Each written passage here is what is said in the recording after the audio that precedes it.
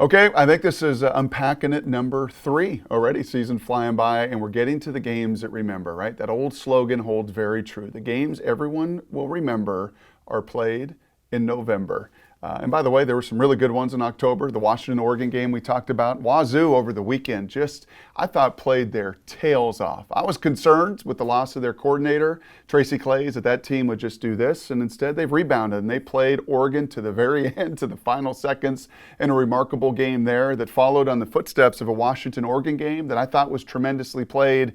And as we spin ahead to this weekend, we got some big-time football. Oregon's going to go on the road down to USC. They're going to have to handle some of this success they have, being a top 10 team, and they play a talented front-running USC team. Do they get it done? And then ultimately, well, the game that I get to call. So I'm watching a whole bunch of tape, and we're going to get to that tape in a second. Can Utah get over the hump? Can they finally beat Washington? Been nail-biting losses, last-second losses, fluke play in the Pac-12 championship game a season ago. 7 senior starters are built to win this game for Utah this season in Seattle. How will they do it?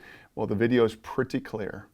Well, this is a Utah group and a team that's really built in the toughness of their head coach, and their tape is so much fun to watch. They have been so dominant the last 3 games, 10 points allowed in conference play. And football can be complex. We can watch the tape and there's a whole lot of things going on, but it can also be pretty simple.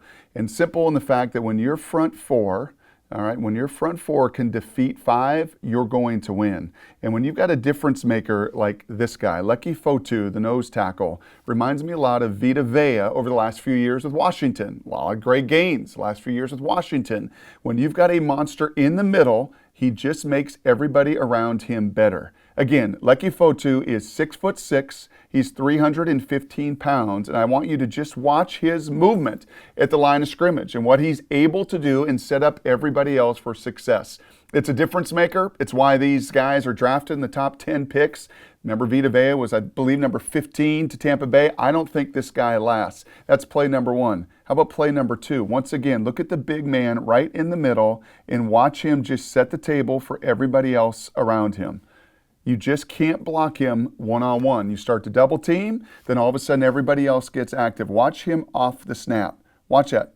That is 6'6", 340 pounds. Being able to dip and bend and move just like that. And again, there's nowhere to run. Where do you want to run? This will be the challenge for Savon Ahmed. This will be the challenge for the Huskies. Can they find any way to run and be balanced against a Utah team that for the last month has played the best football in the country?